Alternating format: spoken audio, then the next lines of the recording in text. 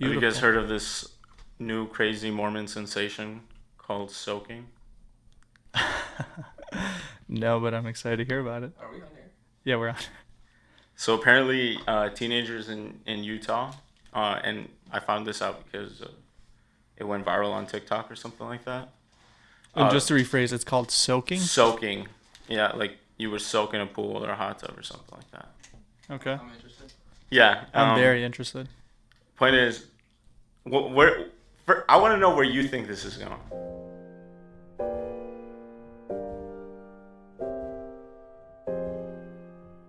Good evening, good morning, good afternoon, whenever you're listening to this. Welcome to episode 4 of Bro Taste This. I am accompanied by Juan, Luis Pablo, and I am Jay motherfucking May. This week, we talk about service industry, the Gap and Yeezy collab, we all care about that, as well as our experience in sports, and then a few stories about these delinquents blacking out. So thank you for joining us, and enjoy.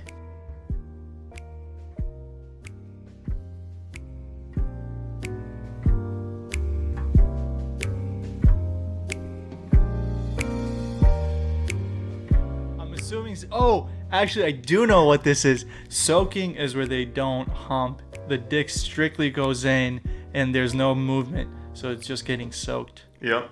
But you're going to end up with a little, gummy worm, if it's... when you're in the pool for too long? If it's just in there and there's no movement. When you're in the pool... What's the point of that? It's so that they feel like they're still virgins after. Yeah.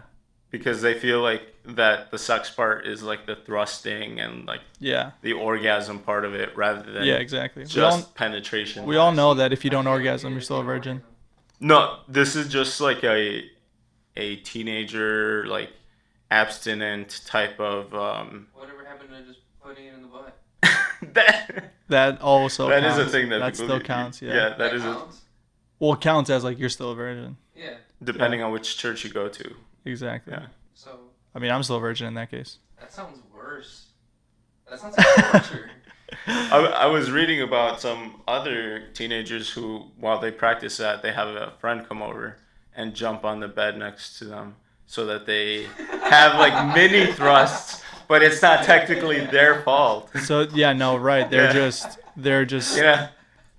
Can you just imagine what they think God is like? This almighty technicality. Yeah. Well, it says here on September 22nd that you did insert her, and your best friend was jumping on the bed. Technically not your fault. You're going to get a pass. You're going to be able to make it in, bro. You go on in. Is that what you think God's saying? I guess so, man. You know For what? sure. These kids are very smart. They've been around it. Yeah, he's like, I can't even be mad. You guys broke the rules. Y'all lawyered the shit out of me. Exactly. So welcome, boys. We're episode 4. I am Luis Pablo, and across from me, we got a slightly different arrangement. We got Jay motherfucking May. And to my left, we have JB. We got Juan Barbosa. Arguably the most famous JB that I know. No doubt. No doubt. How are you guys today? I'm doing great. How about great? yourself? How about you guys? I'm doing well, George. Chilling. The date is September 30th. My heart rate is at 84, and I burnt 2,100 calories so far. I love that we're always getting updates on his heart rate. Yeah. I feel... One day it's going to be at 44, and you guys are going to be like, are you okay? Are you going to be all right? Lance Armstrong over here. Exactly. Happy National Podcast Day. Ooh. That is actually National Podcast today. So episode 4, we got a good running, and we're part of the bigger trend of filming in your second bedroom. So I'm having a great time so far. I hope the listeners are. I hope you both are as well across from me. I think we're having a great time. Yeah. This is a fun little passion project we have going on. Exactly. So one day we're on the Food Network. We'll get to look back at these moments and enjoy them. This is a come up. Yeah, exactly. Exactly. Today we're actually drinking something slightly different. So I took the liberty of doing some research on sake. So, gentlemen, do you know anything about sake? We were just recently at that Japanese market in Arlington Heights. Correct. Before I had arrived at that place, I had zero knowledge about sake, but they had a few little signs and posters, kind of educating you a little bit about what's a more refined sake versus a more like everyday sake.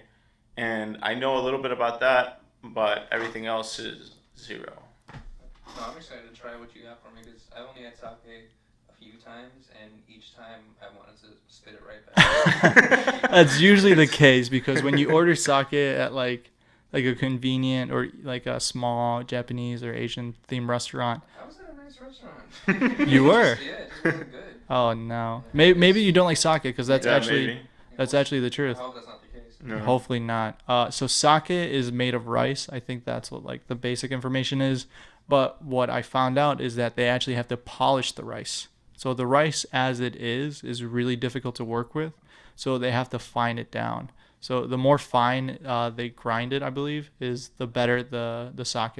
And it is similar to like grapes when it comes to wine. You know, like it's not wine per se, but the way that it was described is like, okay, Italians, they kind of did the wine. Mexicans do it with tequila. They just use a different component. But it's a very, very similar fermentation process.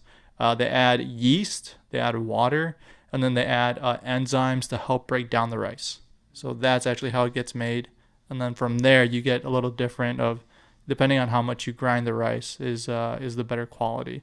So sometimes they do add alcohol and sometimes they don't.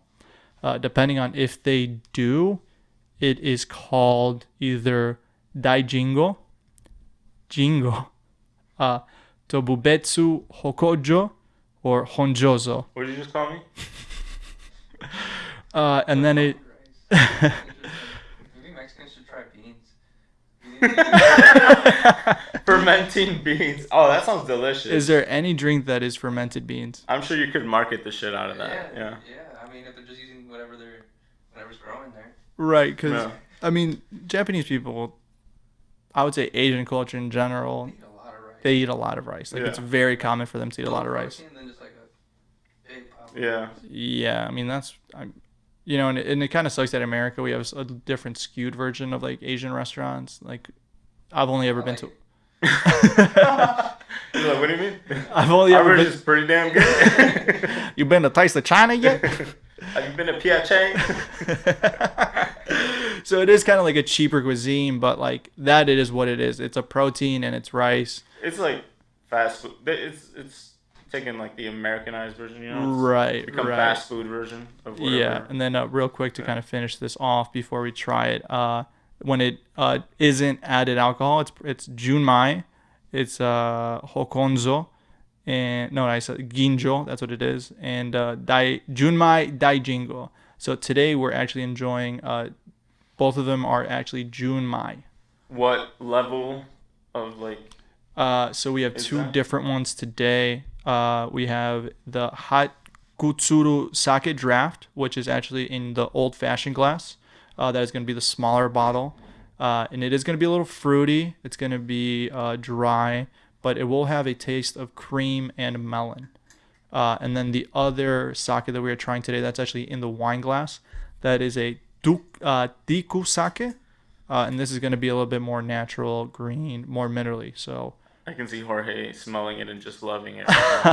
so actually, if you want to Beer and wine. if you want to start with the wine one first. Yeah. So the way that they recommend enjoying sake when you're first starting off is order something expensive and then start working your way down where something is palatable. So because if you drink shitty sake, which I don't know if I'm assuming Jorge's experience probably was. Hey man, don't I assume. don't know. Like you probably didn't know what you were ordering, A, and then B, I don't think that the one you got was probably good quality. So I'm excited to try these. Let's start with the one in the wine glass first. So I'm guessing let's take a sip. So cheers. Cheers, everyone. Cheers.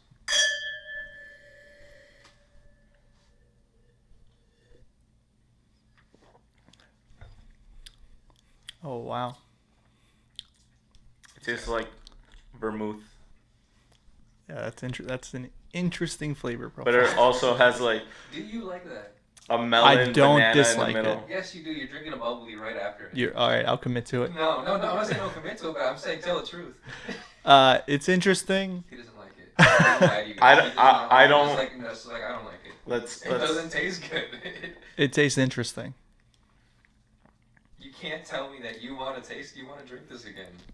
It's kind of like growing on me. All right, let's try the old-fashioned glass now. It tastes like a flower. Yeah, it tastes with like. Yeah, let's break this down. Yeah, let's talk about it a little flower. bit. Not like how it smells nice. I'm gonna take another you put it sip. in your mouth and you take a big bite and swallow it. That's how it tastes. I think it tastes very melon-like, banana. I taste a lot of. I don't know, like at least in the middle.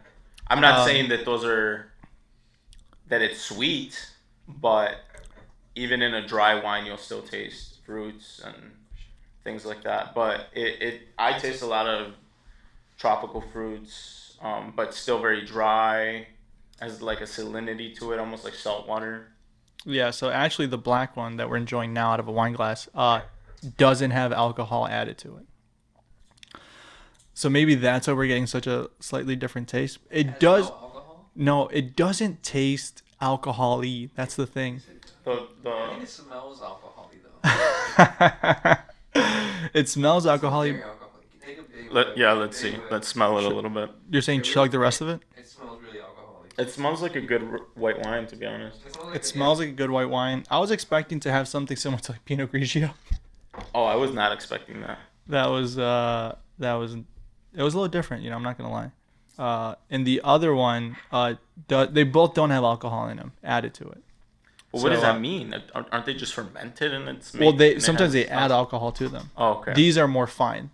Oh, okay. So let's go ahead and taste the old-fashioned glass now. All right, everyone. Cheers.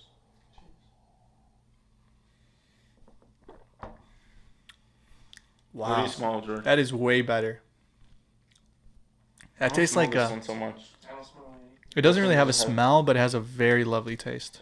It burns a little bit on the nose, but let's see. I actually like the second one a lot better than the first one. The second one better than the first one. Wow, yeah, that's almost It's like Still would never drink this. very clean. I don't recommend it. it's like if someone had left vodka and water and kind of just let it sit for a couple days. That's exactly. Nope. And one olive in there. There's Yeah. one They're olive in supposed to there. be warm. No, these are actually supposed to be served chilled. Oh, really? So there's some that are served chilled, some that are served warm. Let's rate them. I do like the Hatsuro sake a lot better, which is the one we have in the smaller glass. Yeah, the one in the old-fashioned glass, the Hatsuro sake draft. I actually like that. I wouldn't mind that. Maybe if it was more chilled, I took him out a little bit earlier. That's awesome. Yeah. Maybe if it was a little bit more chilled, it would taste a little bit better. But Yeah, I agree. I agree. Yeah, maybe the second one tastes better. Yeah, the second one was definitely better. I think maybe the second one was actually the finer one. Because Yeah. we have such a small bottle, it's kind of difficult to compare prices. Because we have a small bottle, the draft, and then a bigger bottle, the other one. The other one, I gotta admit, tastes like dog shit. I'm not a fan. I will drink all of it. And the interesting thing part about this is that they have the same amount of alcohol as a glass of wine. And we're not even drinking that much. That they were both like 13, 12, and 9%. Correct. Those percentages, yeah. Yeah, so very good. And that leads us into... Wait, before we change subjects. Oh, beautiful. Take it away. I was just going to say... Juan Barbosa. No, I was just going to say the ones that I had and that I took home, the mini bottle, I did get a chance to taste that one. And it was a coconut-infused one or coconut-flavored one. That one was really good. See, maybe... That one was milky and slightly sweet, but not too sweet. And it was delicious. That sounds like something that I'd want to try. Because this one was... The second one we had, the Hatsure. Yeah. The Hakutsuru. Good, but... you're right. If it was infused with like coconut or something. Yeah. Something you drink after like a terrible day at work. You want to forget it, You're like, yeah, I had a stressful day, Just shove this down my throat. Absolutely, that makes sense. Like a rail gin drink, Rail gin isn't bad. I'm a rail gin kind of guy. I'm a rail gin kind of guy as well. Make it so alcoholic. rail gin on the rocks. No olives, no lime. Really? Yeah, just like me a little fuck my citrus. day up, I like me a little citrus. I'm not a psychopath. Oh, now I'm a psychopath. You know what? I understand why girls don't wear shirts under sweaters because I feel amazing. Is that right? Really good. Yeah, remember how girls always like... Do you feel wear the a bra? fabric? Yeah. It feels nice. It feels nice. I just had a sip of that second. Oh, dude, I cannot get over that. It's bad. Dang, you guys are really hating it that much? I feel like. The Tiku sake. I mean, they're both not terrible. Why does Juan's a goddamn warrior. Yeah, no, absolutely. Yeah, I'm glad that we tried those, and next week we'll definitely be going back to wine. Or have a rosé. Yeah, or maybe a cocktail. Yeah, exactly. So let's get into cocktails and people who serve cocktails. So we actually are going to talk about unemployment in the service industry. So Juan, myself, and George all in and out of the service industry over the last, 15 years? 10? No, that's a lot. 10 years. 10 years. How old are you? 10 years. Over the last 10 years. And I guess we can go around the room. We definitely started kind of as a high school thing and then even did it through like some of our later early adulthood now, but they're having trouble finding workers. So real quick, I'd like to get your guys' opinion on why you think that is, and then we'll get into some of the percentages and whatnot. So, yeah, George, you want to lead us off? I think that, I think that basically just people are smarting up. I feel like I don't know if inflation has a thing to do with it, but I feel like other jobs are offering more money. Comparable. Yeah, let's also closer to what the wages you would get in a restaurant, because in a restaurant you're there for a minimal time, so their wages look better, but at the same time it doesn't even out because they don't give you any benefits. It's nothing like that type of situation. And I think that they're finding other jobs that are paying finding other jobs that are like close to like even like a $20 an hour job. Yeah, let's all state for the listeners and for people who don't know. When you work in a restaurant, you're only getting paid $2 and like 25, 30 cents. If you're a server or correct. Busser. Yeah, if you're a busser, it's like usually minimum wage, but $4 or $5 plus tips. Right, but yeah, if you're serving in a restaurant, this is from my experience, and it's kind of standard. It's usually like $2, and it's definitely under $3. But that's ridiculous, and they get away with it by saying, "Well, you're gonna make all the tips." Yep. But the thing is, like George pointed out, that when you're there for 6 hours and you make $200, that's somewhere around like $20 an hour, which like sounds amazing. But, I mean, you're talking about your Saturday night, your Friday night, right.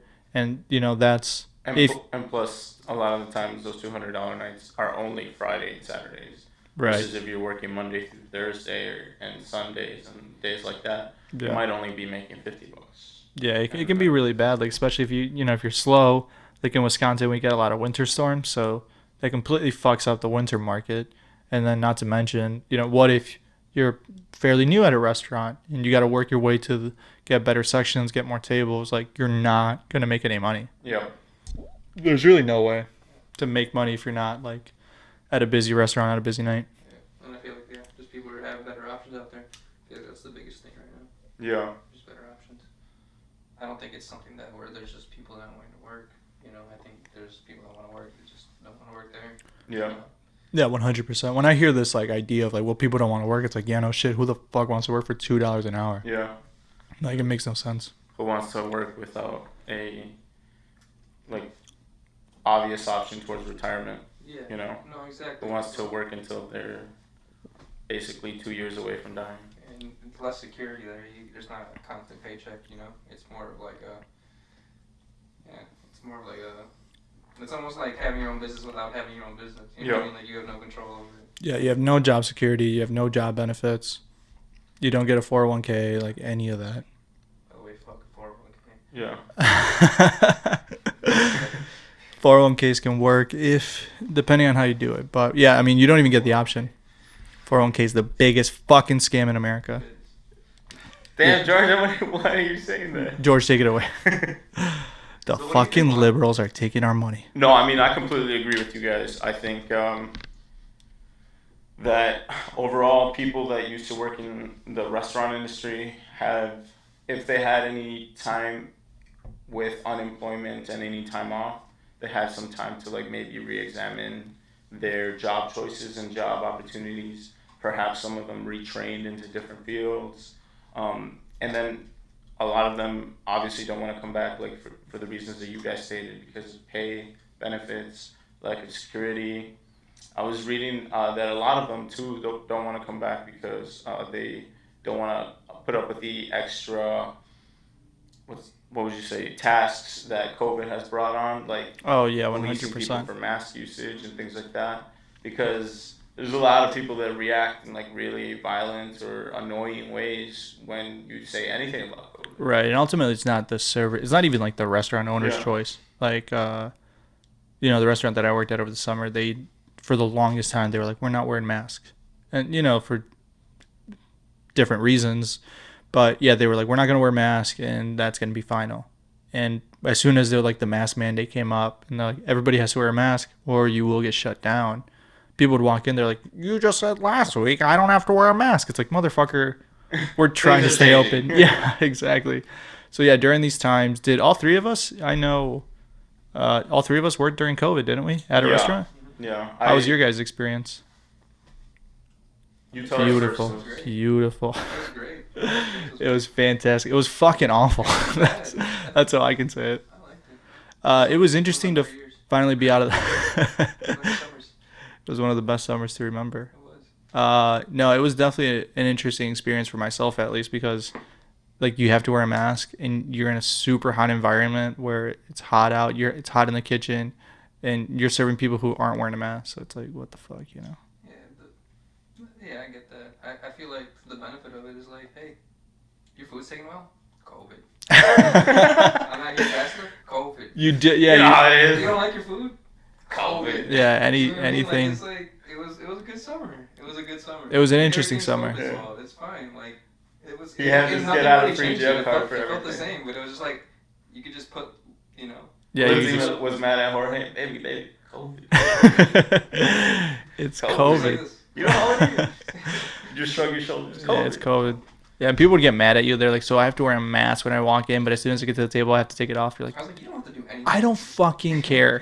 Do whatever you want. You could lick all the railings, lick the table. Lick for all the I toilet. Yeah. Just do whatever you want. I'm like, bro, I'm vaxxed. I'll lick your fucking mouth right now. Like, I don't care. Have the mask on or off. It's not going to affect my day. But an interesting report by Caroline Vackel from The Hill actually stated that 38% of former hospitality workers are not considering turning to the industry. This was from a poll that was released in August. So while workers with previous hospitality experience are significantly more interested in hospitality jobs than the overall average, close to 40% will not consider returning to the industry. I think all three of us could probably agree with that. Juan, you got any more notes on that? Yeah, I was reading similar numbers to what you were reading, Louis. And in addition to that, though, I was also reading that the jobs with the highest mortality rate increase during the pandemic have been cooks, warehouse workers, agricultural workers, bakers, and construction laborers. So that's just like some FYI, just so Why? those are, I guess those are the people who are most in closed environments around each other. I couldn't tell you why, but those are the people. Were those the highest before COVID? No, this is the highest mortality rate increase. So Like that have the increased. increase Yeah. is a thing that's been noted there. And also a quick thing to mention is that wages in restaurants and bars have languished over the last 10 years. So the average hourly pay of production in non-supervisory workers at food and drinking places topped $15 for the first time in May.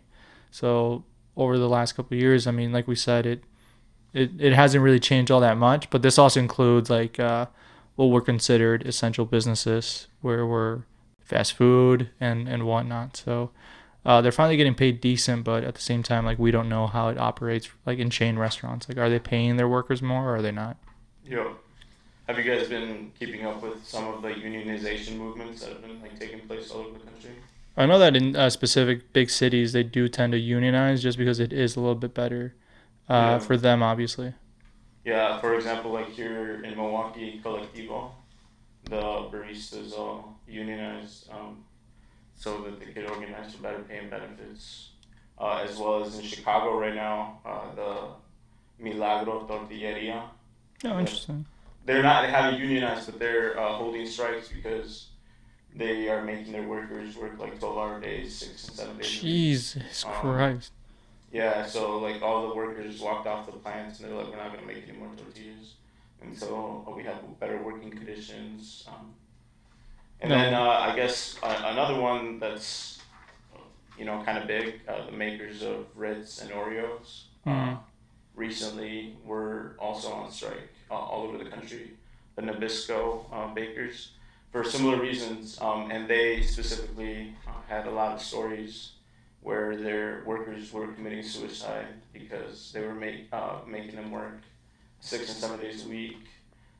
And all during while they were giving their stories and while they were on strike, they were telling the media and people who were listening that shifts like that cost families, cause divorces, cause death.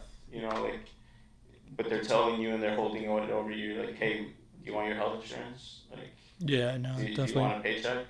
Well, this is fucking mandatory. You better come in. Yeah, and especially during the last epidemic of the last year, it was very difficult for people to walk away from that job when there wasn't very much being offered. I had the fortunitude or whatever that word is, of already having a job that was hourly pay, but I still was technically an employee at a restaurant, and I was like, am I gonna get any shifts? What are we doing? And it was difficult for people who that was their full time. Mm-hmm. So their only option. Imagine sometimes for us, this is our supplemental. Right. I actually do you also work in a? I don't mean No, not right now. Just the restaurant. So then there you go. Boom. I'm sure you fucking count on that money. You want that money, right? So if you have your shifts cut or anything like that, that's a big deal. That's not just small potatoes. That's a big deal. I need those shifts, Yeah. And there's a lot of people like that, as you were saying. Yeah. So without people making money, that brings us to our next news item of the week. Just this week, Gap, in collaboration with the brand Yeezy, made by Kanye West, released, quote-unquote, the perfect hoodie. It will be releasing, I think, this week. Trayvon Martin model.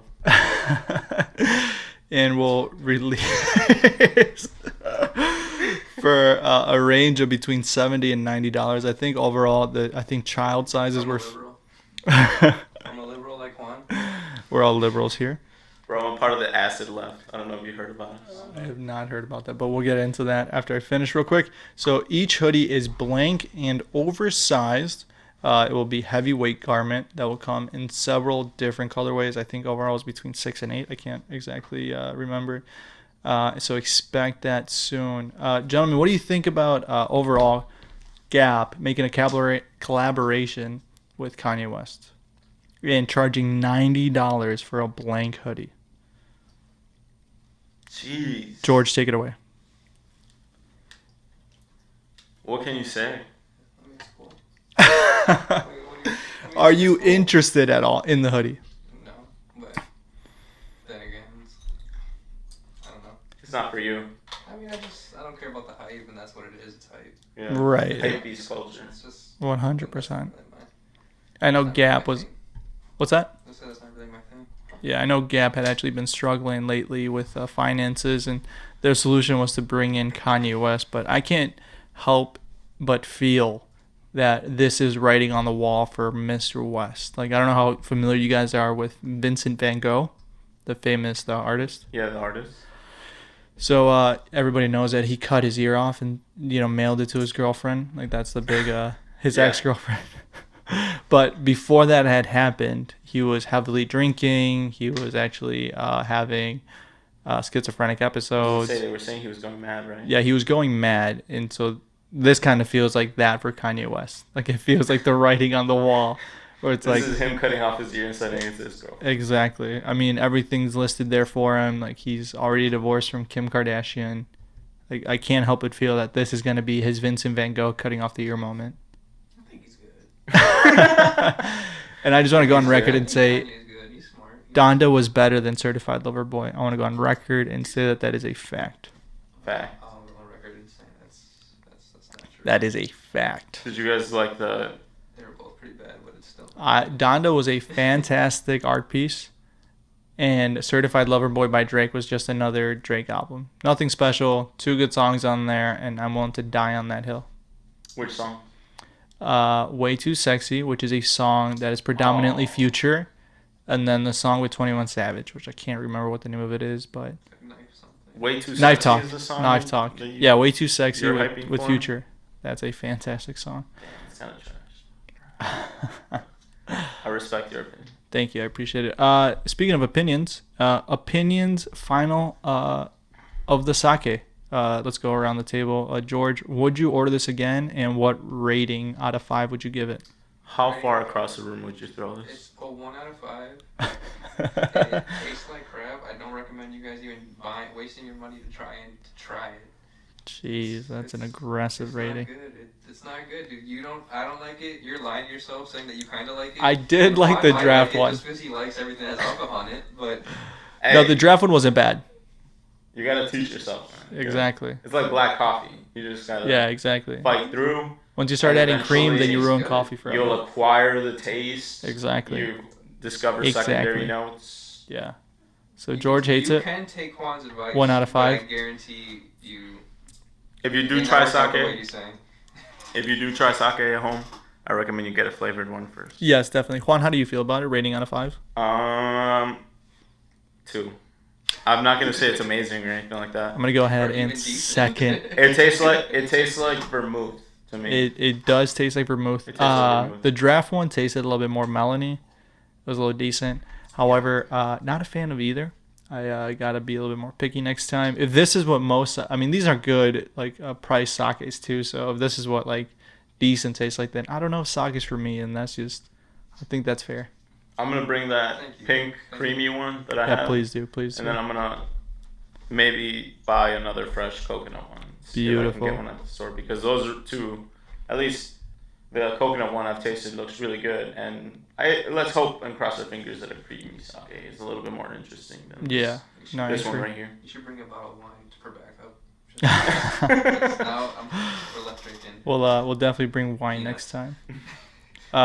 So this week, both eFootball, which is Konami's new soccer video game, which is replacing Pro Evolution Soccer, comes out today, and FIFA 22 comes out tomorrow.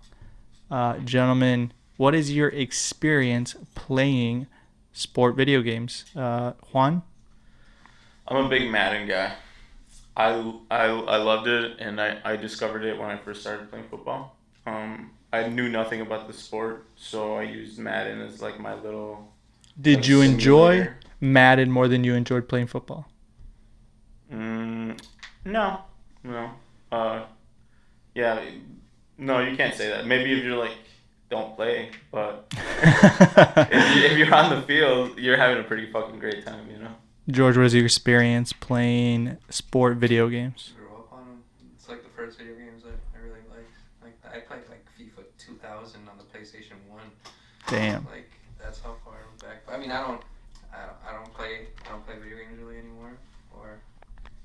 They're cool if I'm if we have a friend, we'll play a game against each other, but to sit down and play, it's not my thing anymore. Right. I'm similar to George in the fact that I used to play a soccer game. I can't remember what it was called, but it was on the Nintendo 64. And Mario Strikers?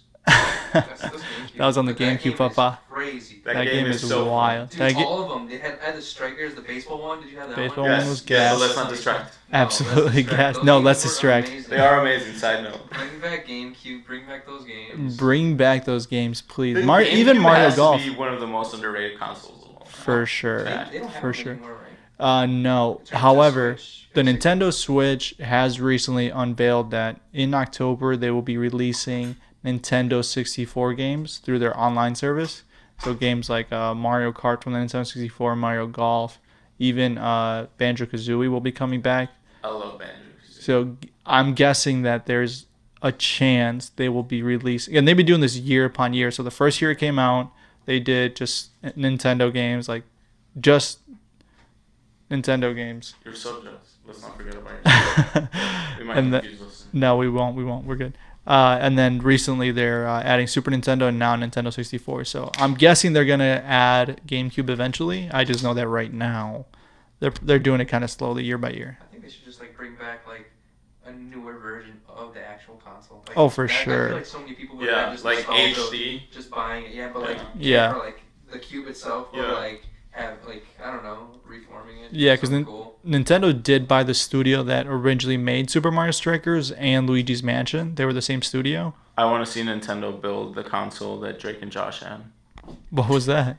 That's fucking like glowing highlighter power cube looking bitch that was all red and was glowing like from every direction. Yeah, that's what I'm. Like a sphere, right? Yeah, that's what I'm saying. I just remember that it glowed like a motherfucker. I never watched Drake and Josh. So No?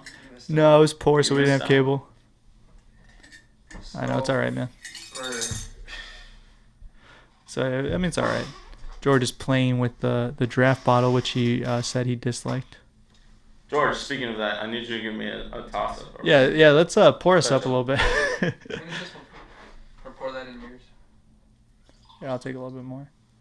Of this delicious sake, which Let's break this down one more time, Louis. Really enjoy. What's that? Let's break down some flavors in here. Real quick. Yeah, let's break this down as read the name of the sake one more time. So, ladies and gentlemen, for those of you drinking alongside at home, George is going to read it in a not offensive accent at all. Go ahead. Akutsuru. What did you just call me? Junmai. Draft. Oh, yeah. What do you mean? Bro, I'm not gonna lie, that's a little rough. That's a little rough. Hakutsuru Junmai? Hakutsuru. Is that what you said? Yeah, Junmai. Hakutsuru The bad Junmai. guy in Rush Hour? Yeah. We'll go ahead with, yeah. That's it. Exactly. Not bad, not great by any means. Yeah, so I love sport video games as a whole because I just love sports in general. So I've played NHL, I played UFC, even going back to like. You played NHL? Dude, I played NHL. Is sick. Madden. I didn't play until college because NCAA. From Minnesota that would play hockey. Damn, now I feel like I'm missing out. I've never NHL played. is sick, bro. It's like FIFA, but like. It's a fun game. Yeah, it's a lot like FIFA though. Will Yeah. I never play hockey? Yeah. Yes. Oh, very cool. Will I play NHL? Yes. It's just a fun game. It's just a lot of fun. yeah. It's a little different, but I mean the mechanics are pretty basic because I mean, EA it makes sense. Put the ball in the net. You know. EA owned most of the games, so like they all of them. Have a similar feel. So yeah, all of them have a similar feel. Like right triggers run, like R2's run, and then you kind of just like go from there, like skill moves and everything. So NHL's really fun. UFC is really fun. I enjoy most sports games. I love playing FIFA. And in 2014, when I dropped out of college, I really dove into FIFA. Like like I think I ended up spending like $1,000 on their Ultimate Team. Like over the course of a year, like $1,000. No way. Yeah, it was bad. I was diving head first. Jesus Christ. To be fair, I was really good at the game. I wasn't attending school, and I was just serving part-time. So I was committed. Like, dude, I was balls deep inside FIFA at the time. I had nothing else to do. Hey, this is for a year. You think you would say that? Yeah, this was FIFA 14, and dude, arguably one of the best FIFA of all time. Like, 15 was pretty good too, though. Yeah, 14, 17, and like I would even go as far to say like 20 wasn't bad, or was it 20 or 19? It was kind of sort of. It's like every other year is like really good, but yeah, I dove in fucking balls deep into FIFA. Would you guys say that FIFA helped you guys on the soccer pitch at all? I'd like to say that, but I was kind of dog shit on the field, so I don't think it mattered. No way. No, it wasn't that bad, but it helped me understand the game mechanics more. Yeah. Like. What about you, Jamie? No, not at all. George is more naturally skilled, so he. It didn't help you at all, like tactics, formations, anything like that. No, I don't really. If anything, it's not really my job. It made me overthink about the game more. I'm not a big like. Tactics. My job is, like I know how to play soccer. Like I didn't learn it from FIFA. I learned it from I feel like I learned it from like when I was from watching it more. Yeah. Not playing FIFA though. In the room, the two that watch sports the most is probably Juan and I. I don't really know George for being a big sports watcher. Yeah, besides basketball, not really. But even like basketball, like do you actually watch a lot of basketball, or do you kind of just watch the? I watch a good amount of the games. Like, would you say like you're a big NBA fan? Oh, huge. I mean, 15 through like 18. Those years, I probably watched like every single Bucks games. Like, I didn't miss them. I disagree, and I actually think that Yeah, I watched. he just recently started supporting the Bucks. He's such a liar. Like he just bought a Bucks hat and T-shirt that say champions. Like I was a season ticket holder. That's actually not true at all. That's not true. Yeah, I don't even know what the Bradley Center is. What's the Bradley Center? That's where the Bucks used to play. Yeah. Used to play. Now they play at the Pfizer. Who's the best guy on the Bucks throughout those times? Oh, I mean, obviously it was Giannis because he was like 16, but they knew they had a talent. What? He was like 5. I have no idea. I'm definitely a bandwagon Bucks supporter. Sam Cassell, Big Dog, those guys. That was a great team. Even when we had Ray Allen back in the day. We did have Ray Allen back in the day. I've seen people wear that jersey, and I'm like, that's kind of cool. Like Ray Allen, practice. Oh, that's Allen Iverson. I was gonna say that's the wrong player. I can't even talk about basketball. Ray Allen. Was he good? Someone help me. Someone help me, please. Or he actually got like traded because he was so just hot-headed. There was a big deal when after a game that they lost, he was frustrated. He grabbed the ball and punted it into the stands like a football. Just kicked it up. What's your favorite athlete story? Translation: locker room issues. What is your favorite athlete story? Do you have one that comes off the top of your head? Wait, before we move on, I just wanted to say, for me personally, Madden helped me figure out football like a motherfucker. Yeah, because you said that you didn't even know the rules of football that well, did you? Yeah, and then like one season of playing Madden, I went from being like this timid, like kind of Dumbo out there, not knowing like, you know. To guys, we're gonna run a shotgun on this next play, and like, let's get a wide receiver to run across. And then on the next one, like, you know what you're supposed to do, and everybody's a little kid and afraid to hit each other, so boom, you just fucking Juan. Hit him a little bit, and get your fucking dick in there, Yeah. Do you have any thigh slappers in the locker room? Thigh slappers from the locker room? Yeah, in terms of like some guys with some big cocks where at the age of 16 you're like, that's not fair. Not necessarily that. I didn't ever run into Mandingo or anything like that. No. But one time when I was a freshman, I walked into the locker room and I saw this one particular guy who has a really interesting build. He was like 5'6", but like 200 pounds and like ripped, and everybody always questioned whether he had taken any vitamins or something. That's when you know you're gifted, when you're 16. People are like, is he taking steroids? Yeah, and he was like ripped to the gills, but he was like, no, he would always tell people, no, I just needed like growth hormone because I had like my height or whatever. But he was honest about that, but yeah. I saw this dude who's ripped to the gills, looks like a Greek god, with a white towel just wrapped around his shoulder, right between his legs, just fucking credit carding himself like a motherfucker. As I walked into the locker room, and he just looks at me and doesn't stop. And you're like, all right, man, that's cool. I guess we're teaming. So yeah, and I proceeded to go into my locker, which was literally 6 feet away. And he's from still him. Looking at you. You're like, bro, come on. I don't want to say he was still looking at me, but he didn't slow down at all.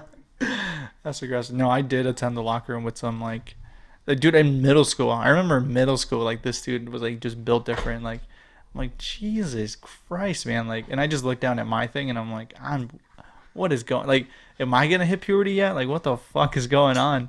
Like this dude is wrangling this thing around with both hands, and I'm like fishing with when I go pee, I have to go look for it. I'm like, what is going on right now? But yeah, man, when did you realize that you weren't that good at sports? Like in terms of like professional? Oh, because everybody when they're young, they're like, dude, I can go pro. I'll even tell you this. I feel like my athletic profile was super small. I was like the short kid who wasn't supposed to be on the offensive line where like all the big giants are. Yeah. So they were always trying to replace me. But like all these fucking giant like kids were always fucking teddy bears, and like I used to be in boxing and like wrestling and shit like that. So I was never like afraid to hit somebody. Yeah, you'd sock a motherfucker. Yeah, I was always like a magnet towards contact. Motherfuckers down. For example, I would foul out of like every basketball game I ever took place in. So like that's the kind of George playing basketball. How many games have you been fouled out of?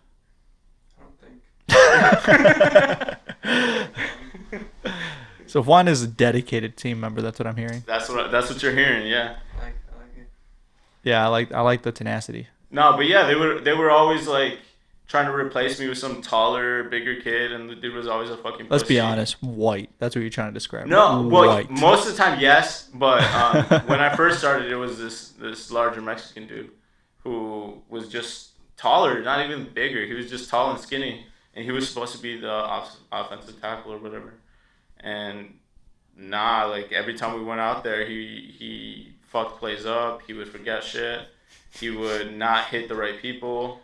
And like here I am, like John Madden has trained me, like I come from the John Madden school. Bro, I know how to hold right trigger. I know how to press B. Damn right. So yeah, bro, I did this play. I orchestrated it. I'm gonna do it in real life. I was like, oh, you got to cover too? I got you, quarterback. Blitz is coming over here. Switch, shift. Hell yeah. Nah, but so yeah, like all these kids were contact averse, a little bit like shy with sports and stuff. So, yeah, but I knew from the beginning that I was smaller, and like because you're not that tall. That they were looking to replace short king. me. Yeah, damn right. Yeah, let's all say our heights around the room. Juan, you want to start us off? 6'1". 6'1". J May. 6'2". And I'm at a noble 6'2.5". So. We're all small size guys. We're not that tall. Yeah. Yeah, we're all average. Right. Yeah, average build. Small in Norway, Yeah, exactly. No, I think that FIFA didn't necessarily make me better, but it definitely made me overthink a lot more. Because I'm like, dude, why are we running? Like at the time, because when you're that young, I don't think it really mattered in soccer specifically, like what formation you were playing, because most kids are running anywhere anyway, and formations don't really matter when you think about it. Like soccer is such a dynamic sport where it's constantly moving. So as long as you're like in the relatively right place at the right time. But I remember just like looking at the team sheet and the coach would be like, all right, man, we're going to do this. Like this person's going to play here. And I'm like, what the fuck? What is he talking about? I'm like, why are we not playing a 4-3-3 right now? Everybody knows it's the ultimate formation. That's what all the forums are saying. I mean, like, bro, Barcelona have an 87 rating and they play a 4-3-3. We should be playing a 4-3-3. We should just copy them. We should just. Who's the defensive midfielder? Are we even playing one right now? Why are we playing with a number 9 and not a false 9? This doesn't make any sense.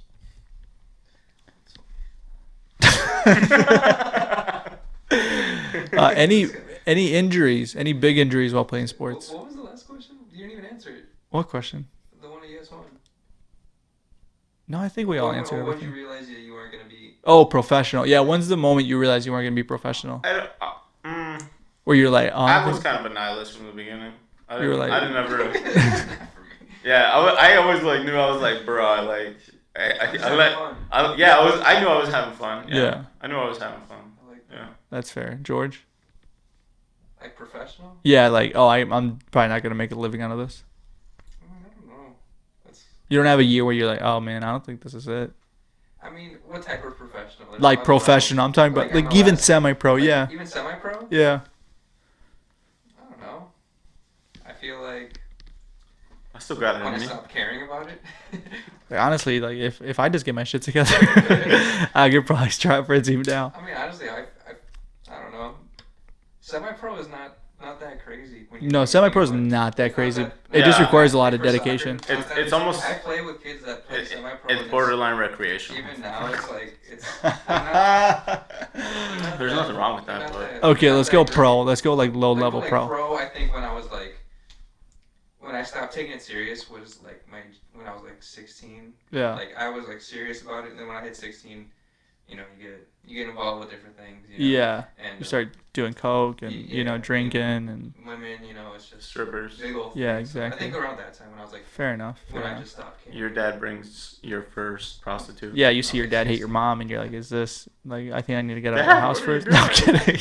I'm kidding. My dad does not hit my mom. Son, ven pa acá, mijo. This is what you do when they don't cook the food on time.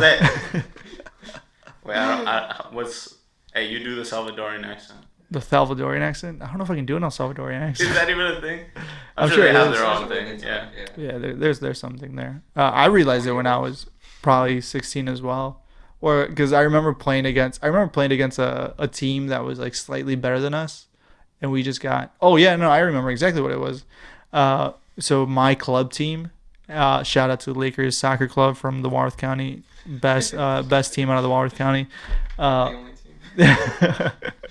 So we actually tried for 2 years in a row to qualify for state, like the state tournament that takes place in Appleton, Wisconsin.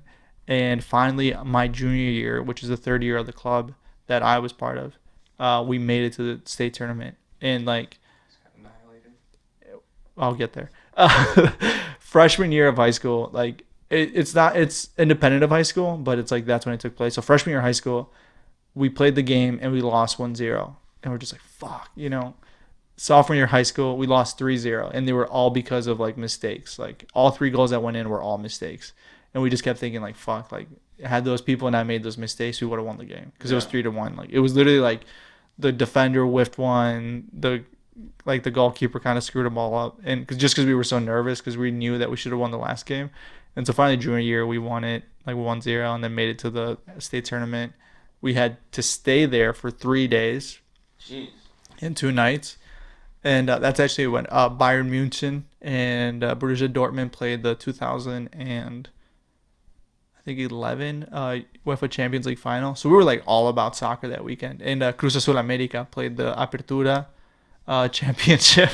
And they went all the way down to penalties. So it was a very soccer forward weekend. And I remember we were like, hey guys, like, let's take this shit seriously. Let's get out there. Let's do our jobs. And let's come home with the win. In the first game we go out there, it was the most embarrassing game I've ever played in my life. We got destroyed 10-0. It was... I can just imagine, because, I mean, I played with you guys and who was on your team, and I've also played in, like, MLR and, like, big clubs. And, yeah. Like, I played in Milwaukee and them, and I know that it's a whole Dude, it's a world of a different... guys and playing with them, like, it was a tough transition for me when I started. Dude. Because I was like 14, 15. They had me playing up with like 17, 18-year-old at the time for the club in Milwaukee, and it was like I never felt like that before. I was getting like it was a whole different big game of soccer. Dude, physically they were just better. Yeah, physically they were just better. And you know, I mean, even in the beginning then, like I didn't start for like the first like half of that season with my new club, and it was tough for me because it was tough, but then. Eventually, I got a spot, but it was just embarrassing to go out there. It's a whole different thing, right? Dude. And just because you're not introduced to that, it's a yeah, 100%. If you're not introduced to that at a young age, of like this is what an actual coach, because our coaching, I mean, with all due respect, like he was the dad of one of the kids on the team. Yeah. We would every single practice we would start off by light jogging and then just scrimmage, which is just play the game for fun for the entire practice for like an hour and a half. And his mentality was, well, what you do in the game is what you'll do now. And when we played against these state-level teams, they were just faster on the ball, quicker on the ball, moving the ball way quicker. And we were a decent team, but just nothing compared to that. Like, we won our league every year because we were good individually, but we just weren't playing like an actual team. We got fucked up all 3 games. Like, fucked up. The team that beat us the 10-0 the first game ended up going on to win it, so we didn't feel so bad. We're like at least they're the ones that won. Yeah, it's like, hey, we lost to the champs. We lost to the champs, man. We got their momentum started. It might have taken 20 minutes, but you know, no, we got our fucking ass kicked. Any injuries of significance to either of you? Like any big ones where you're like, dude, I got fucked up. Let's hear them. Here and there. There's I really haven't gotten into that much, but in high school I go for a header in the middle of the game. Guy decides to headbutt me instead of the ball. That's fair. Yeah, hits me in the temple. Get stitches. You got stitches? I got stitches on my right here. You can still see them. Oh, yes, I actually do remember that. But the funny thing is when it happened. Some on this side as well. No, bro. No, he's just, hey, bro, he just looks like that. But when it happened, I was very emotional, like during soccer. Like not emotional, but like I don't want to come out if I don't have to. Yeah. So like when I got hit, I was like, oh, I'm bleeding a little bit, like I'm fine, and I was just hiding it. I put my hand on it, just like was running like this with like my shirt up a little bit. That makes sense. I looked down, and you know how the number, it was like I think it was a black jersey with white numbers. Yeah. I looked down, and the white numbers are covered in red. And I was like, oh shit, this is bad. And I still try to hide it. And the ref takes a look at me. He's like taking a look. He's like, then he starts freaking out blowing the whistle. And he's like, someone help this kid. I have so much blood. Medic. On my face.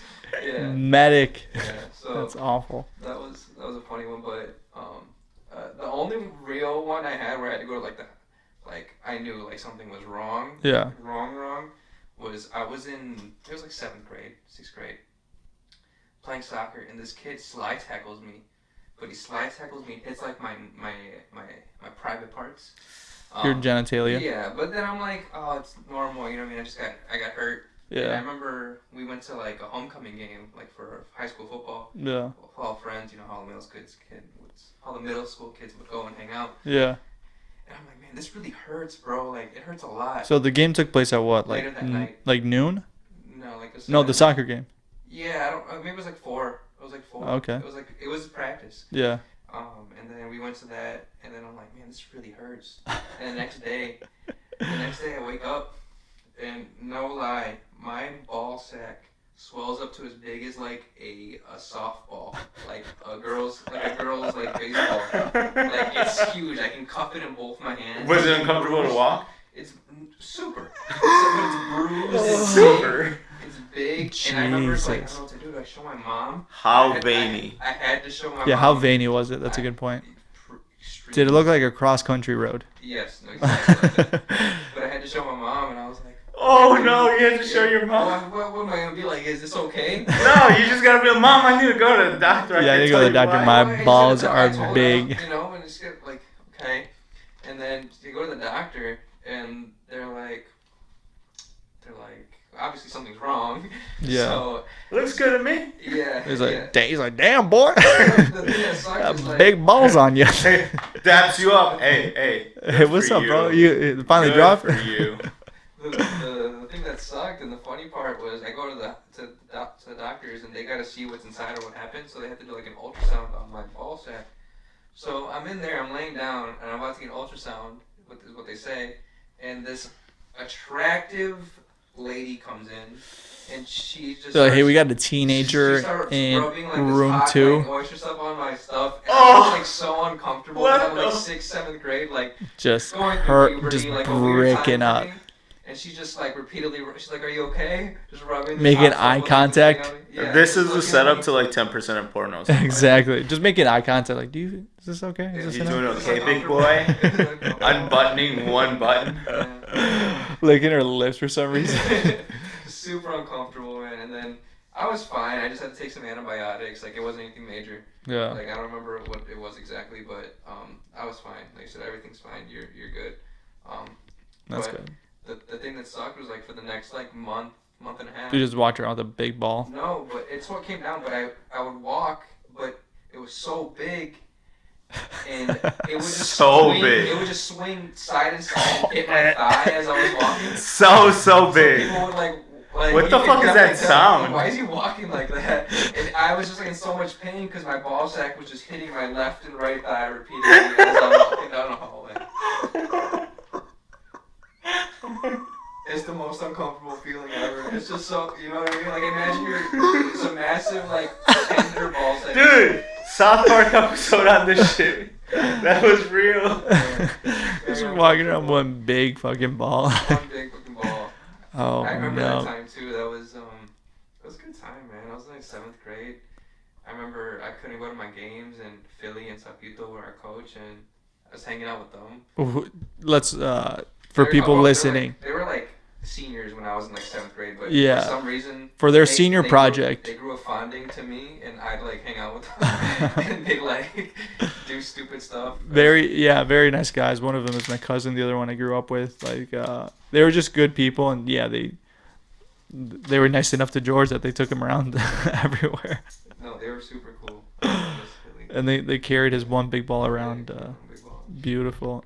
Juan, any big injuries or plays of significance? I mean, I have an injury that took during a play of significance, but Let's hear it. has a little bit of a build up to it. When I was like 12 or so, I would make like weekend trips to my grandmother's place in Chicago. Yeah. And she, lived in pretty central Chicago, pretty busy. Yeah. Bumper to bumper traffic on a regular basis. And as I'm going over there, I read that there's a brand new Little Caesars right across the street. And I'm a giant pizza fan, right? Who doesn't like some Little Caesars? Exactly. Fucking pizza. Exactly. Monza. And so I was inside, and I was scrambling, asking every adult I could for $1 or $2 because it's only $5. I quite literally just read $5 large, not a slice. No, this is a large $5 large. Hot and ready, might I add. Large. Damn right. So I just read that from one of those street, presenters with the cardboard little. Damn, bro, that must have been the only time that worked. Or whatever thing they have. Where's this going? So. No, I like. No. So point is, I get my cash. I get my brother. He's like, I'm 12. He's like 10. And I don't know who the fuck thought this was a good idea to let me do this. But I try to cross the street in bumper to bumper traffic. Yeah. And somebody pulls a right turn, and I guess they didn't see me, or we didn't see each other, and they hit me, and she hits me going like 20. Like, it's not like a small, like 10, 5, 50. I don't know. She hits me pretty hard. I go over the windshield. I roll off. Yeah, and dude, things went in slow mo. First of all. And you just could you see? Did you make eye contact with the driver right before she hit you? Yeah, funny enough that you say that. Yeah, I'm thinking about it. I'm like, you would have had to turn. I was like, oh shit! As I saw them. Did she hit you and your brother, or just you? Just me. She hit me. You think your brother might have pushed you? No, he waited. You were like, hey, let me go through. No. Yeah, and I'll wave him down to stop for you. Probably, to be honest. Probably, yeah. This lady hits me. I get rushed to the hospital by an ambulance. But before that, though, it took me like 10 minutes of fucking anguishing on the ground while everybody was in bumper-to-bumper traffic looking down at me, but then looking away right away. Like, as if this isn't my responsibility. Like, yeah, I'm not going to help this guy or like anything like that. Like, so you're in the middle of the road? Yeah, I'm in the middle of the road. Everybody like looks at me and then basically puts their eyes or their hands to their eyes like, oh, this isn't my problem. And this kid is out of control. Exactly. Point is, that happens. I get taken away by the ambulance. I'm in the hospital in the middle of Chicago. And my mom is there, obviously. Yeah.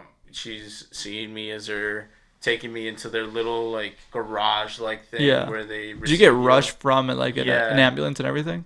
Yeah, for real. Yeah. And they proceed to cut off all of my clothes. All of them. So here I am, a 12-year-old, barely entering puberty, dude. And my mom's like behind this like window, almost like those things on NCIS where like you have to point out the witness or some shit. She's behind some shit like that. And all she has is like clear vision of either my ass or, the other shit.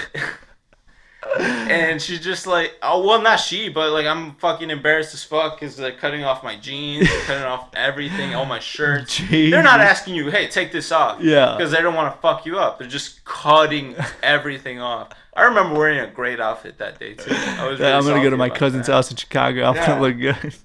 Yeah. So. And obviously they paid for it, right? They're like, oh, how much are the jeans? They write an invoice. No, they did not. Obviously, they did not. They don't write a little invoice. They did not. No. But I was at the hospital. Fortunately for me, I wasn't that hurt or anything. As far as I'm aware currently, right? Because I'm not hurt, quote unquote, air quotes, because there's another part to the story. So I get things like I get prescribed morphine, or they give me morphine there. Yeah. You feel really cold. It feels really chilly. It's kind of weird feeling. But I don't. I get released, and they just give me physical therapy, and they give you morphine. Because when I was there, I was like under a lot of pain because my. So you just got hit by a fucking car. Yeah, just got hit by a fucking car. So they gave me morphine. They were like, how much pain are you under? Where does it hurt? This or that. And I had no idea what drugs are. I'm just like, it hurts here, and it hurts 1 through 10. 7. I was like 10. It's 10. I feel like I'm about to pass out. And then they're like, oh, okay, yeah, that sounds like we need to give you some morphine. So then they shoot me up with morphine, and it feels like fucking Sub-Zero is just pissing into my veins, dude. It was really cold. It was freezing. Did it feel good though? That's gnarly. It low-key was. You're like, it felt a little cool. I was like, why does this feel so cool? Why does this feel so good? But it was freezing. Like, I was just like, just shivering, asking people to touch me because I was cold to the touch. But yeah, point is, I'm released. I'm feeling good. 1 week later, I'm doing physical therapy. They give me like the steroid cream that you're supposed to rub on the afflicted area. Yeah. And whatnot, right? And I'm back to my baseball season because this is the middle of summer. This is July. Yeah. I'm playing baseball. I'm playing with my boys. And I'm out there. Yeah, shout out to the boys. Shout out to the boys. Delavan baseball team. Delavan Parks and Rec. Delavan Parks and Rec. What year? 2011. 2011. Favorite teammate? Actually, 2009. 2009. Favorite teammate? Shout out. Let's just say Levi. Oh, shout out Levi. Shout out Levi. Shout out Levi. George, let's get a shout out Levi, please. Shout out Levi. Yeah. And Levi, wherever you are listening to this in the comfort of your home, what do you think about sake? Do you enjoy it? Do you think it's overrated? Levi's a heavy diesel mechanic, so I don't think he's drinking sake. Hey, man, you never know. You never know. On the weekends, maybe he takes his girlfriend out, his wife out, his kids out. He's like, hey, let's go to this Asian-themed restaurant and let's enjoy some lovely sake. Damn right. Damn right. All right. Steroid cream. What was that? Steroid cream. What about the steroid cream? Or the story? Yeah. Well, yeah.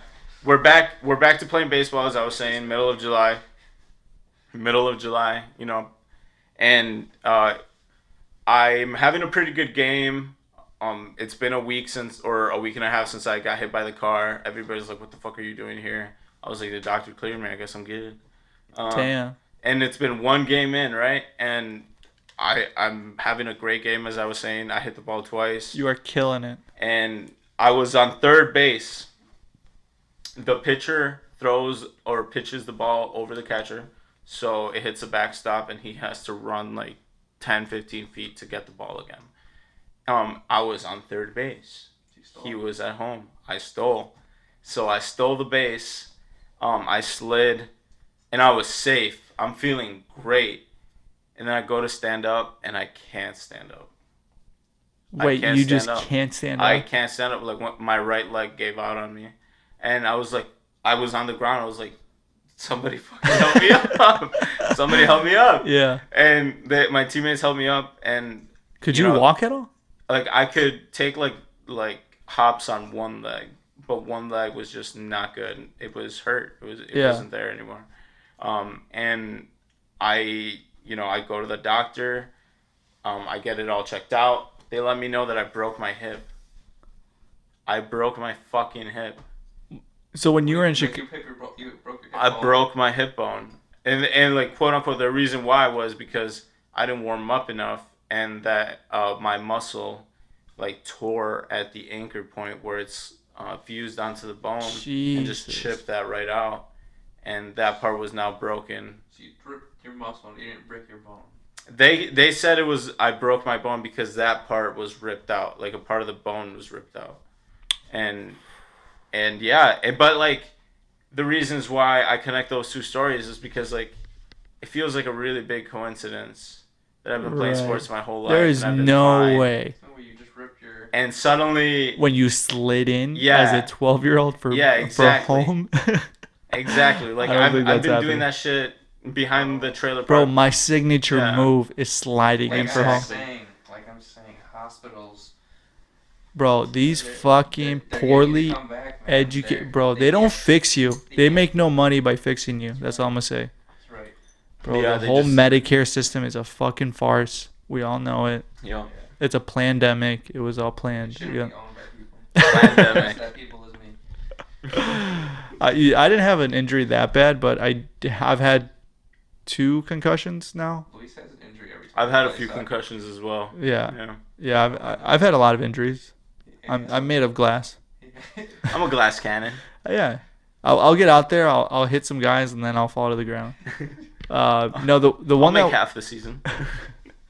there was 2 that were really really bad. There was one where I was a sophomore, so probably like 15. I'm guessing 15. Yeah, probably 15. And the ball, soccer. We're talking about the sport of football, where 11 men play against 11 men in short shorts.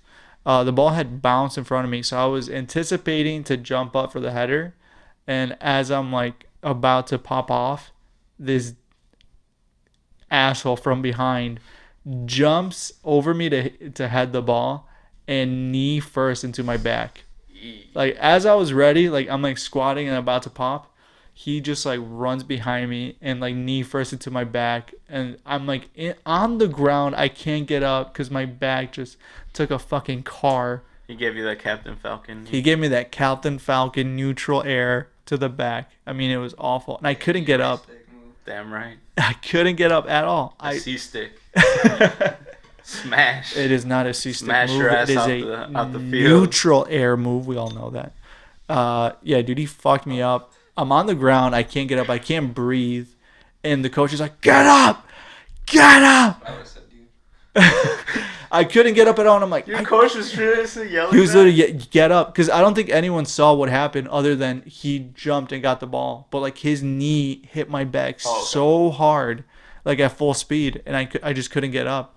And I'm like getting up, and I'm literally like crouched over because I can't fully stand. Sounds like a supportive coach. He was such a loving guy, very nice. Not at all. But yeah, he was yelling at me to get up, and I literally couldn't walk for like a week. I like even carried my backpack. I'd have carried it in my hands. Like that's how fucking hard it hurt. Jeez. And the really bad one, like the worst injury I've gotten, was a concussion where, as I was, like I think I was anticipating the ball, or I was like about to move or something. Somebody swept my feet from under me, without me, like from my blind side. So as I landed, I like twisted and landed on my temple. And that was the last thing I remember from that game. And the next thing I remember was the referee blowing the whistle. And the referee blew the whistle. And I look at my coach, because I was right by the sidelines. And I'm like, what just happened? And he goes, we just lost 2-1. And I was like, what do you mean? And he's like, we lost 2-1. And I'm like, what the fuck just happened? Where have I been? Yeah, literally, it was like the snap of a finger. It's like I couldn't remember anything. And I came up to my teammates who were sitting on the bench, and they're like putting their stuff away, and I quickly rattled off their names. I'm like, Danny, Caesar, Ivan, and one of them looks at me and he goes, and Luis.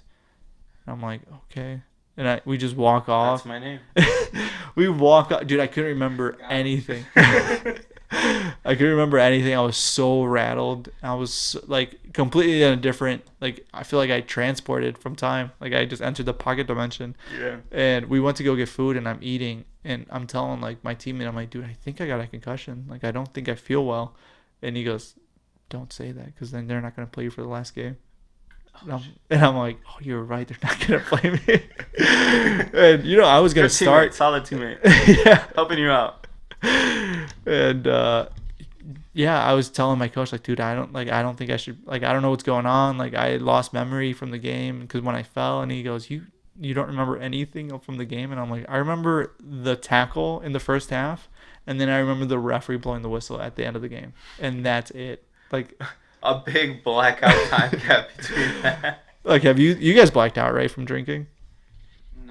No, we got a fucking good boy in the room. Yeah, we got a I've fucking. gotten really bad, but I've never like. You've never fully blacked out? No, like I've blacked out like 1 or 2 times. I remember. Oh, we got another good boy in the I have a room. good memory, but I just. What you mean? I drank a lot, like I've gotten to points where very uncomfortable. But You guys never go on benders, or you just like? maybe I don't think my body blacks out. I think I'm too like. No, once you do it once, then it becomes more consistent. And I blacked out when I was like super young. I think I was like 18 when I like first blacked out from drinking. So it happens more naturally. A few years ago, I had a close friend die, and they held like a little. It was a big fucking party here. Yeah. And you know Ramon. Yeah, I do. And they held a big celebration in remembrance of him, in a place where he used to hang out with a lot of his old friends. Yeah.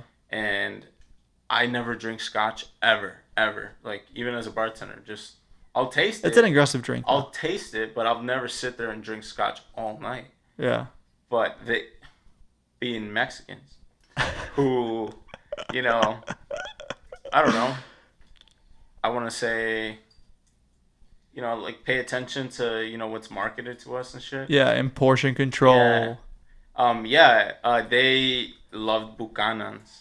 Bucana 12-year deluxe. Exactly. If you're at any Mexican party, you will see some random guy. Chances are he's got a Gucci belt. The T-shirt is gonna be Calvin Klein or Tommy Hilfiger. Crocodile boots. It's gonna be tucked in to the jeans. Let's go the Western hat. American Eagle jeans. Let's all. Getting his girlfriend. Yeah. Definitely hits his girlfriend. He's got a bucket filled with Coronas, Bucanas, and then he's got pineapple juice. And then as you walk out of the bathroom and he looks at you and he goes, "Hey, Luis, haven't seen you in a while. How you been? Do you want a drink?" And then you're like, "Yeah, sure." And he pours you a cup that is 3/4 Bucanas and a splash of pineapple juice. And you look at him and you say, "What am I supposed to do with this?" And then he goes, "It's all you, bro." And then you just walk away. With the bean mug. Exactly. The bean mug on their face. Yeah, and they're like, "If you don't drink it, you'll bitch." Mama didn't raise no bitch. So you were drinking Bucanas this night. I was drinking Bucanas that night at that particular remembrance ceremony with a lot of old friends, and you're sitting there quite literally remembering somebody that you grew up with, because he was a really close friend who I was much closer to him as a child, like grew up because he was from the same trailer park. Yeah. And we would like call each other, like, I went back and read like my fucking Facebook thread. Oh, isn't that the worst thing to do? It's the fucking worst. And like the dude messaged me when his father was getting deported, and like he was like telling me, "Hey man, I need somebody to talk to, this and that." Jeez. And I did, and you just read that shit and you get transported to a different place, right? Yeah, reading old messages, it's like it's from a friend, because we had a friend. Scary, right? It's almost like it's quite literally like a time machine. Yeah. Yeah. So I read that from him, like, and I'm at this party. I'm like thinking about life, and like he just passed away from like a freak car accident, and I had just spoken to him the night before. I'm pretty familiar with the story. And I'm at this party. I'm getting way too drunk, clearly, and I'm drinking Bucanas, and I've drank too much. Point is, we're leaving. Me and Alo are leaving. Yeah. We're on our way home, and I have to tell Alo to pull over. Who's Alo? Alo's my fiance. Alo is your fiance. Yeah. We had a comment on the couple of podcasts that we've produced so far. We don't explain who the people who we mention are. So Alo's your fiance. Yes, perfect. Alo, my fiance. We're driving home, and I have to tell her to pull over. We're in rural roads, dude. Like out in the country. I'm like, pull over right now. And she's like, why? What the hell is going on? Like, I have to fucking puke. Like, I need you to pull over, please. Like. And she pulls over.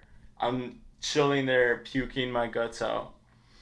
And I'm just puking my guts out. And I see lights coming over from this side. And I tell Alo, just leave me.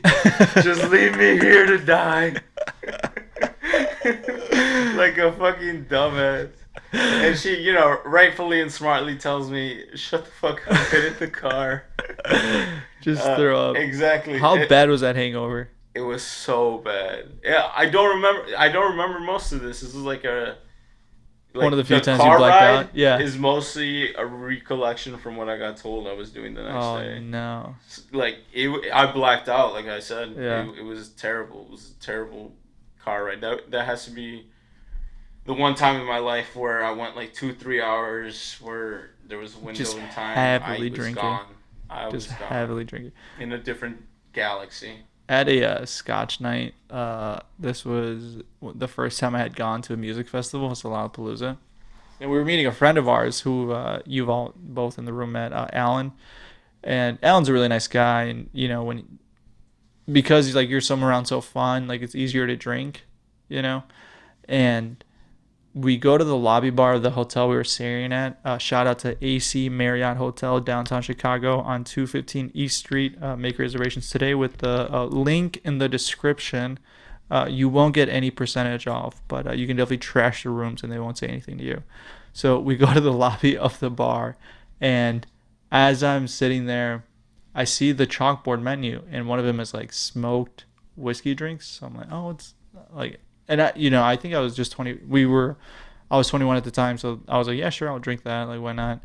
And he's like, the bartender was this guy named George, and he was wearing this really tight, low-cut V-neck. He's like, oh, you want the smoky drink? You want the smoky drink? You want the smoky... Did he have a handlebar mustache? He did not have a handlebar mustache, but he did have facial hair, and he had the skinniest jeans on I had ever seen. Like skinny, like George Mayorga skinny, like they were tight, baby. And he's like, okay, so really cradles the pouch. Yeah, exactly. Whatever was in his pockets, I could see from a mile away. So he's like, oh, you know, young people like you don't normally drink a scotch. Is this a surprise or is this new? And I was like, no, man, I'm just trying to like drink something different. Like it looks good and blah blah blah. And he's like, all right. So he proceeds to make my girlfriend Adriana and Alan's cocktails.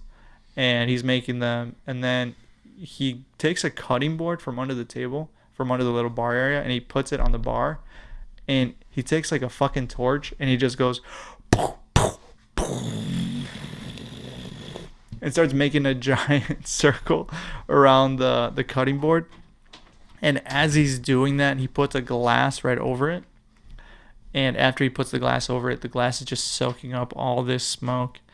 And he finishes my cocktail, puts it on the bar, puts it in the glass. I'm like, all right. And when I tasted that cocktail, it was the gnarliest flavor I've ever had. Like, I could still taste the smoke, and then you get that peatiness of smoke from the scotch. So I was like, all right, this is pretty good. It was sweet because it had honey and lavender in it, but it was strong enough that I'm like, I'm going to get fucked up off this. And I proceed to have like 2 or 3 more. I go to the music festival. At the music festival, I keep drinking. I get really drunk. When we come back, my girlfriend and I decide it's a good idea to go to the lobby bar again because we had so much fun the first time. And as we go to the lobby bar, the guy's like, oh, you guys are back, guys, so fun. And the lobby bar is packed with people. We end up meeting this lovely couple, these 2 guys who were, one of them's name was Wolfgang, and they were both foreign. One of them was like from Europe of some part, and the other gentleman was he was from Chicago, but they were just super fun. And when we got there, we were still like competent enough of drinking, so we're like, yeah, we'll get a shot, we'll buy you guys a shot. And we got so fucking drunk, and I proceeded to have like 2 or 3 more of those whiskey drinks that night. And we go to our room. Like, we were so drunk that the couple was like, you guys should probably go back to your room. Like, you guys are really drunk. And we were super... When somebody tells you. Like, you guys should probably go back to your room. I think you guys are done. And so we go back to our room. We're like, all right, you guys aren't fun, blah, blah, blah. And the next day, I thought I was dying. Like, I was shaking so bad. And for some reason, I was like, well, I don't want to throw up in this bathroom. I'm going to go down to the lobby and throw up in that bathroom. So in socks and a t-shirt and jeans, the same thing I had wore the night before, I just walk down, get in the elevator, go to the lobby bathroom. And this is on like the 5th floor, so it's not like where people are walking in. But people get in the elevator with me. I smell like alcohol. I look like shit. And I just sit in that stall for probably like an hour and a half, just throwing up, shaking. I was so fucking cold. And how did you not have someone called on you? I was wondering, I'm like, what is, like, does anybody work here? Am I fucking dying? Like, I could hear people coming in because like the little, most hotels provide like a breakfast. So people were like coming in from breakfast, just like washing their hands, going to the bathroom, and I'm just sitting there like, just throwing my fucking brains out and just feeling like absolute garbage. And I'm like, this is what it's like to drink scotch. And I go back upstairs, and Adriana, she hadn't woken up at the time. She was just like laying in bed, and she was like, what's going on? I'm like, we fucking blacked out because we went to Lollapalooza and drank a bunch, and then came back to the hotel and drank more. So that's what we have to do. Yeah, that scotch whiskey at hangover is just rough. Dude, pre-COVID, before, literally 3 weeks before everything started happening, any regulations started kicking in because of COVID or shutdowns, mask mandates, anything like that. I was in Chicago with Alo, my fiance. Yeah. And we were having like a little like staycation weekend thing. And we were in Chicago at probably our favorite restaurant in Chicago, in the Chicago area, which is Fogo de Chao. Ooh. For nothing but good things. Yeah, for anybody who's not aware, Fogo de Chao is a Brazilian steak style steakhouse where they have a really, I would say, upscale, nicer buffet line, really nice salads, soups, sides, anything you can think of. As well as a variety of awesome cuts of meat. I would say minimum like 8. Yeah. Yeah. I mean, people know Fogo de Chao. It's a pretty popular restaurant in Chicago. Nah, you would think that, bro. But that's amongst us. That's amongst us. A lot of people don't know. And then anybody who listens to this, I'm like, I should go there. Point is, we're over here. We've gone to this place a bunch of times. Yeah. But before we had gone there, this was an anniversary weekend, and we were like feeling ourselves, and we. So you're gonna go all out. You're gonna get a nap. You're gonna get a drink. We pre-gamed it, and I guess we pre-gamed too hard. As we get to the restaurant, man, Are you already faded when you get to the restaurant? We are 100% already faded, and. Like, me and Allo proceed to still order one more. We really didn't need one. We didn't need one. But you have to. You're like, oh, well, let's have the server make some money. Yeah. Like, we don't want to be the ones drinking water. We're like, yeah, it's our anniversary. Our anniversary. Yeah. We're having a good weekend. Exactly. You know? Exactly. We're feeling ourselves. We decide to order one more. We really shouldn't have. And we go on to go get some food from the line. Buffet line. And like we start dropping plates. You start dropping plates? Yeah, I was helping some lady like get some food. Yeah. Because she was like reaching over me. Yeah. And then I was just like, here, like give me this, and I'll pour it, or I'll scoop it up for you. We'll help each other out. Yeah, and she was like, oh wow, what a great guy, this and that. Like she was over here telling Alo, like, oh my god, like this guy's so like nice and blah blah blah blah, you know, being a nice, courteous old lady, you know, sweet. And she was doing that, and like as I guess I don't know if I wasn't paying attention, but as I turn around, I knock over my own plate that I had set down, and that thing just goes and breaks on the floor. And me and Alo are like embarrassed as all hell, like, what the fuck? Did this really just happen? Exactly. Did this really just happen? But we just brush it off, whatever. Oh, my bad. Like, yeah, we're just like, yeah, you know what? My bad. You know, play cool. Cool. So we go on to get some Make more it look food. natural. We go on with the rest of our night. And we just weren't feeling that good at all. Like, we're just feeling like trash. And we're both like, oh, can we just go home? Even though we quite literally just paid like $60, like no, we're gonna have to take this one. We're gonna be like, yeah, we had like one round of food when we usually have like 4 rounds, dude. We usually kill it there, but we just had to call it a night because you were so drunk. We were just not feeling good. We didn't know if like we were tipsy or something didn't sit well, but like yeah, probably tipsy. Clearly, obviously tipsy. But yeah, we both, that was our last time at Fogo de Chao. Are you embarrassed to go back? No, not at all. No. But it was nobody fucking knows you there. Yeah.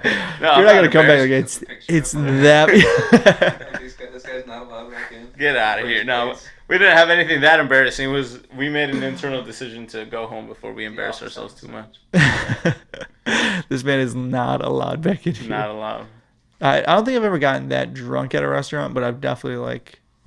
Most of our drinking took place in a hotel room. Yeah, exactly. Then we went. It's so hard to drink at a restaurant. Like when you're as a server, like since I've taken care of people, it is so difficult. When I see people drink that much at a restaurant, I'm like, how? Like, yeah, we'll get another bottle of wine. We'll do this and that. I'm like, bro, you sure? Like, yeah. Are you feeling all right? It's Wednesday. Yeah. Like, I understand people who are celebrating something, but I'm like, how are you drinking this much? Like, you're like, Bill, you're here every Wednesday, man. It's just impressive, man. You just write better help on a napkin. It's you're like, right use code BELLY at checkout. Yeah, I don't know how people do it, man. Because, like, it's so expensive, too. Like, a bottle of wine or a bottle of, like, champagne or anything. Like, a bottle of Josh would be $45. Yeah, dude. And that's, like, it's not even that nice. And that's one bottle. If you're sharing it between two people or more, like, that's really not much. Beautiful segment. Beautiful night. Beautiful night.